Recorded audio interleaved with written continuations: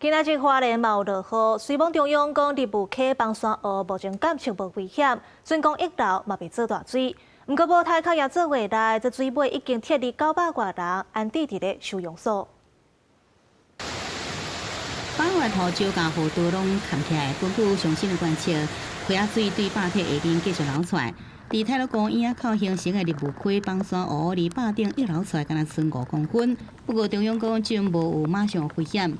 现阶段这样评估起来，目前因为它都是流回利雾溪，那对整个利雾溪，包括对下游的聚落并没有相关的这个危险性，大概都这个流量都还在利雾溪可以承受的这个范围。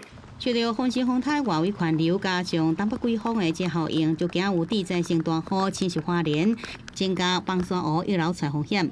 中央讲，尽管将来若是溢流出来形成烂土门的机会无悬，依然伫安全的范围。不过为了小心，提前来撤离下游900多位民众。30分钟就上来了，警察就会赶人了。当地乡长也解说提醒，19早起开放民众等去厝摕物件，不过未少部落民众伊都无愿意摕到收容所，家己伫富社村的篮球场、大埔旁来避难。只是当地雨是愈落愈大，经过协调考量了后，出动专车甲人来撤离。宠物不可能放在家里放5天到20吧？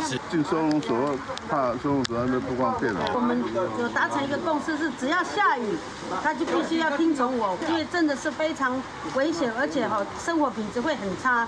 这阵收容据点包含有亚洲水泥的宿舍，也有秀林国中，有个撤离天数至少是5天。当地村长也继续公布，提醒民众莫停留，赶紧离开。未来天气若较好，两边的岩壁稳定，就来进行工程，解决这个崩山湖的问题。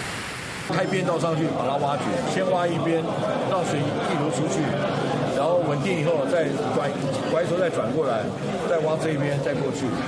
崩山湖的飞机无解除，就是继续放假管制这路段出入，中央是继续观测风花风台的侵袭。记者综合报道。